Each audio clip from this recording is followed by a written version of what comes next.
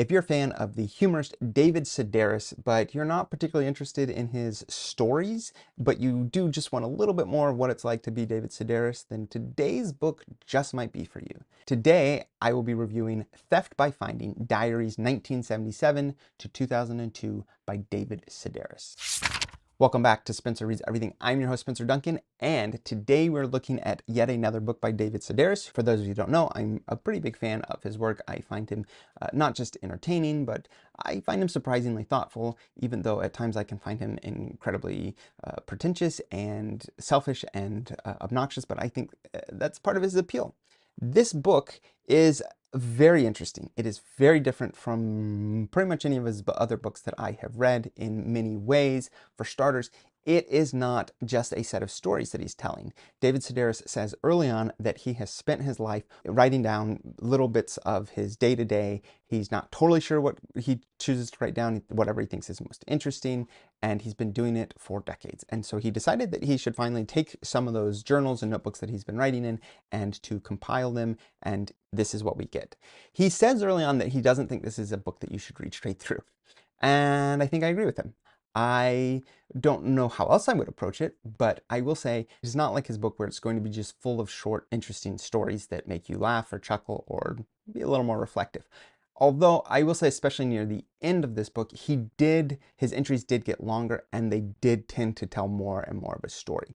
This is meant to be a little more autobiographical and also to just help you get into David Sedaris' head a little better, because it's trying to show you some of the events that shaped him. In some cases where there's just glaring absences. He, for example, has been with his longtime partner Hugh for quite a while, and Hugh does show up in this book, but at no point did he feel like it was important in his diary to actually talk about meeting Hugh. And so you can see where the absences of what he talks about is probably just as telling as the things that he chose to pinpoint. And just like anything David Sedaris, it is going to be full of his wit and his wry observations, and it's very funny, but it is kind of long.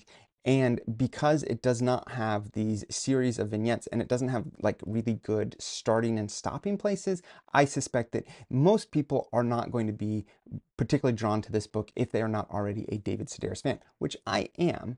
So I would say that this book is for people that already like David Sedaris and they think that this would be a good way to get to know him a little better. I would also say this book is probably for people that are interested in the type of work that David Sedaris does, whether that's storytelling or writing or just any kind of pieces that involve thinking about society and culture.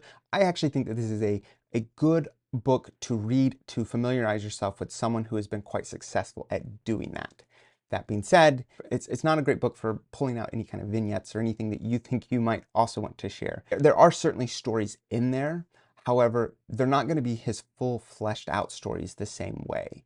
Instead, they're going to be bits and pieces of stories as they come together over time, but he hasn't actually stopped and written the whole story out in this case. And so I think there is some value in that, but I can also see why this isn't going to be appealing to most people. Sorry, I don't have much else to say about this book. I did enjoy it. It was a little long, and my laughing and my appreciation for it was probably a little less frequent than in his usual books, but I do think there is value in that because I think that it's showing you his process in at least in a way, and I think that that's worth exploring. But I could also see why this would not be the first David Sedaris book that I would recommend to most people. Matter of fact, it's probably one of the last ones I would recommend, and not because it doesn't have any value, but just because I don't think it gives you a great representation of the type of stuff that he can do. So for that reason, I would say that it's a useful book, but probably for a pretty select group of people. However, if you have a difference of opinion, please let me know. If you had something else that you got out of this book that you think more people should know about, or if you think another one of his books is probably one of the last books that you would recommend, please let me know in the comments.